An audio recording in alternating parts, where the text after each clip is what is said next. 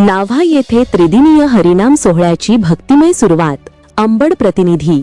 नाव्हा येथील सच्चिदानंद उर्फ पुंजाराम महाराज मठात पपू समर्थ सद्गुरू रंगनाथ बाबा, सदानंद महाराज, गुरुवर्य चंदनराव बाबा आणि हरेराम बाबा यांच्या कृपा आशीर्वादाने त्रिदिनीय हरिनाम सोहळ्याला 8 डिसेंबर रोजी प्रारंभ झाला. पपू पुंजाराम बाबा पुण्यतिथी निमित्त आयोजित सोहळ्याच्या पहिल्या दिवशी ह.भ.प. सौ सविताताई केकांत देशमुख उमरद यांचे कीर्तन भक्तिभावात संपन्न झाले.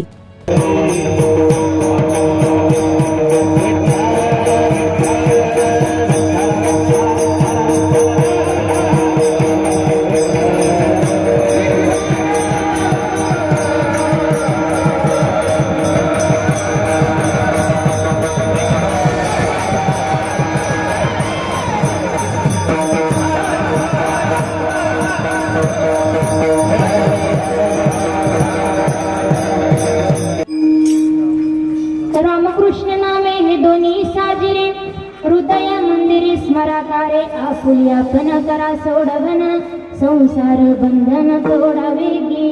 पांडुरंगा करू प्रथम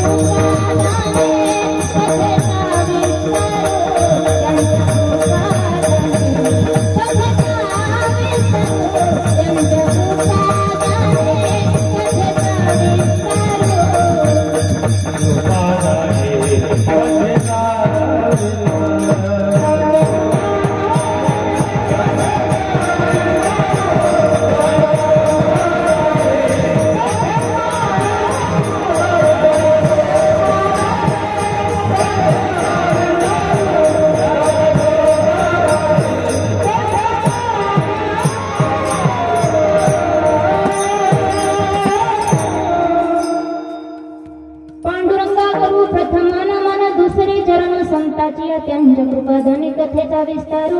बाबाजी सद्गुरुदास तुका. प्रस्तुत प्रसंगी कीर्तन रूपी सेवेसाठी घेतलेला अभंग. अलंकापूर निवासी, ज्ञानियांचे राजे, साधकांचे मायबाप असणारे, योगियांची माऊली असणारे संत सम्राट संत ज्ञानेश्वर महाराजांचा हा 3 चरणांचा अगदी सोपा सर्वांच्या पाठांतरातला असा अभंग असून प्रस्तुत अभंगात ज्ञानोबाराय नामस्मरणाचं महत्व सांगतात आणि सुखाच्या प्राप्तीचा अगदी सोपा उपाय तुम्हा मला सांगतात. विठ्ठल विठ्ठल.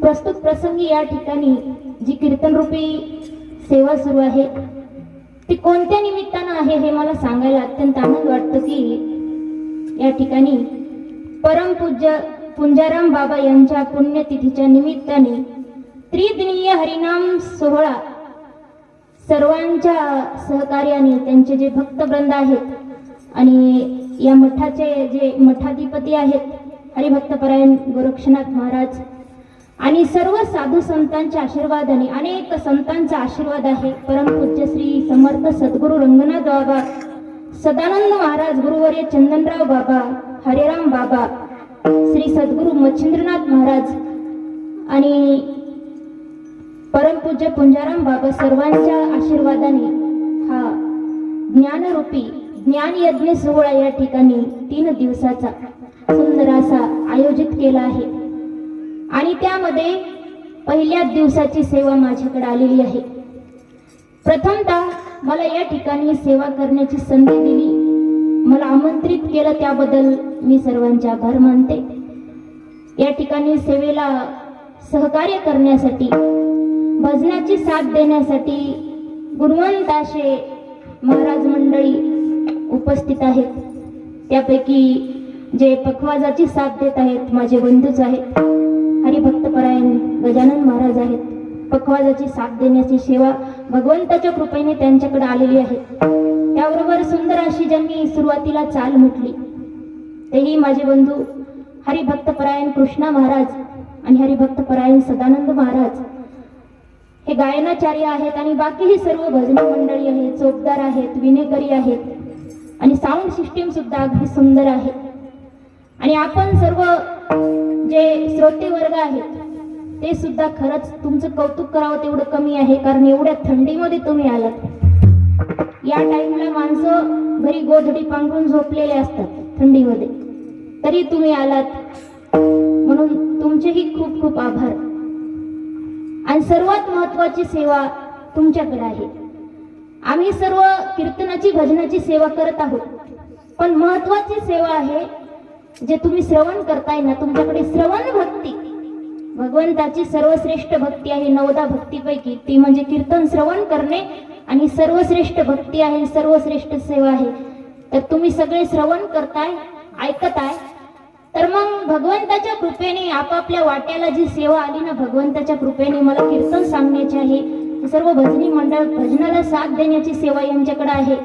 साऊंड सिस्टीम चे दादा त्यांनीही आपला सर्वांचा आवाज तुमच्या कानापर्यंत पोहोचावा ही सेवा त्यांच्याकडे आहे.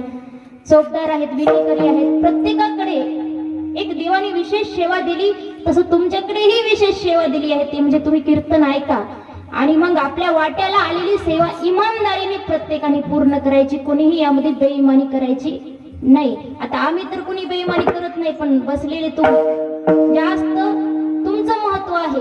तुम्ही एकदम चित्त भगवंताच्या चरणावर लावून सर्व कान एक करून लक्षपूर्वक श्रवण करायचं, कारण श्रवण करणे ही भक्ती महत्वाची तर आहे.